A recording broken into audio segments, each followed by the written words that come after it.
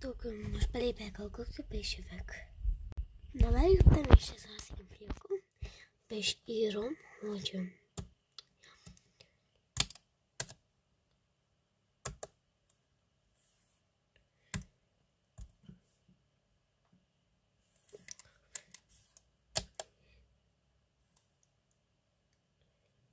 be is írom. Na, be is írtam.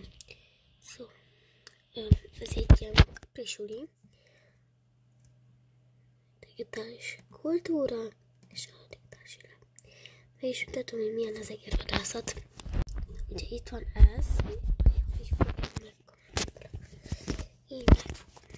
Itt van ez az ugye. Ezt meg kell nyomni, ezt az zászló. És akkor nem szabad, hogy az a jel, mert akkor halljátok, hogy megeszi. Csak hogyha megevett, akkor utána bűs, hogyha lefagy, akkor ezt meg kell nyomni. Jaj, megevett a nagycska.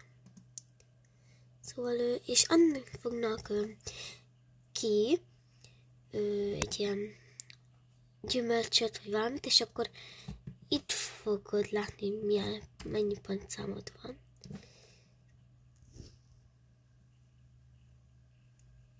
Sok macska is elő fog jönni, de nagyon sok a pontszámod.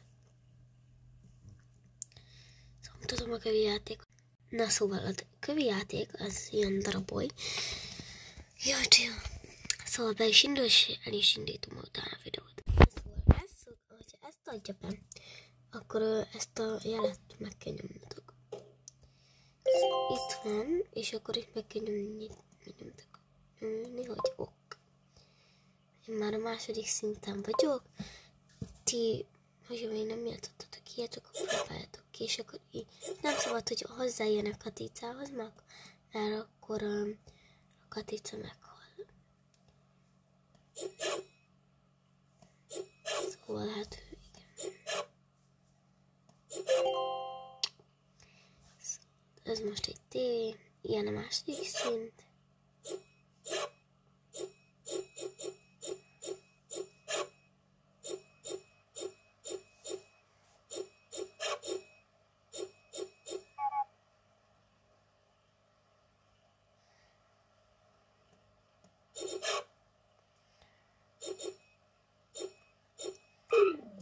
Szóval láthatjátok, hogy milyen. Meg is haltam, és hogyha itt note hang, azt kell megnyomni. És akkor ilyen.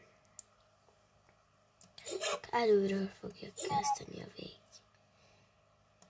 Előről fogja majd kezdeni.